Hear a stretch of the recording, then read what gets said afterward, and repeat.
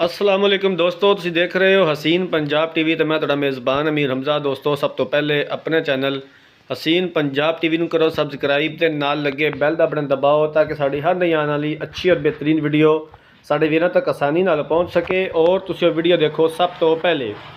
ਅੱਜ ਜਨਾਬ ਆਪਣੇ ਵੀਰਾਂ ਭਰਾਵਾਂ ਵਾਸਤੇ ਇੱਕ ਤੀਜਨ ਮੱਝ ਦੀ ਵੀਡੀਓ ਲੈ ਕੇ ਹਾਜ਼ਰ ਹੋਏ ਆ। ਤੀਸਰਾ ਸੂਆ ਸੂਣਾ ਹੈ ਮਾਸ਼ਾਅੱਲਾ, शाहजो डाले जी मझ हैगी है।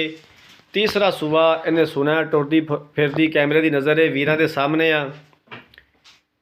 अपने वीरां वास्ते मेहनत करी दी है, कोशिश करी दी है कि अच्छे तो अच्छा जानवर अपने वीरां भरावां नूं दिखा सकीए। बाकी लैने देने मुकद्दर ने, पिछों चौड़ी तो अगों बरीक, स्याह काली, कालियां अखां, पूरे जिसम उत्ते पशम है, तुनी कोली का निशान तक नहीं हैगा। थन जनाब पहलना झोटियां नाल लग्या होया है, पूरा मुठ मुठ का थन लग्या होया है। बाकी हर एक चीज़ कैमरे की नज़र है वीरां दे सामने आ। नीली बार के जानवर अपने वीरां भरावां नूं दिखाई देने, नीली का शौक पूरा कराईदा है। कोशिश करी दी है कि अच्छे तो अच्छा जानवर अपने वीरां भरावां नूं दिखा सकीए। बाकी लैने देने मुकद्दर ने।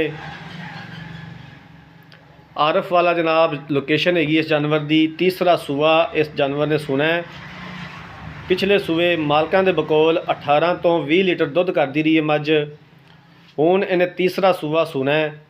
सून दे विच 6 तो 7 दिन लैंदी है। बाकी हर तरह की गारंटी है साड़ी भी तो मालकां दी भी। थन देख सकते हो माशाअल्लाह, पूरा मुठ मुठ का थन लग्या होया है। स्याह काली है, कालियां अखां, खून रत बड़ा है माशाअल्लाह मझ उत्ते। गिठ गिठ पशम हैगी है। नीली का जानवर है जनाब, प्योर नीली की खास मझ हैगी है।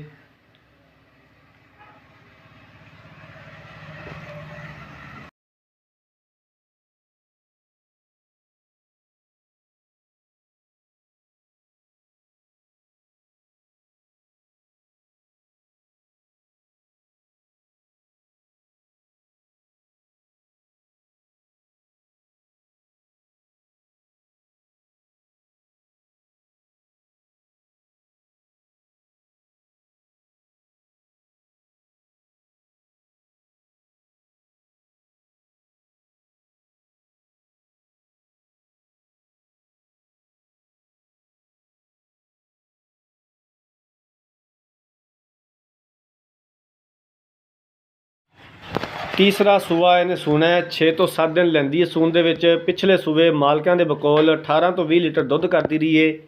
हुण भी जनाब सून तो एक हफ्ते बाद 18 तो 20 लीटर दुध चवा सकते हैं मालक। किसी वीर भरा नूं कोई डाउट होवे टोकन बयाना करके अपनी तसल्ली कर सकता है। 5.5 लाख रुपया इस जानवर की डिमांड करते हैं। दीद प्यार हो जाएगा।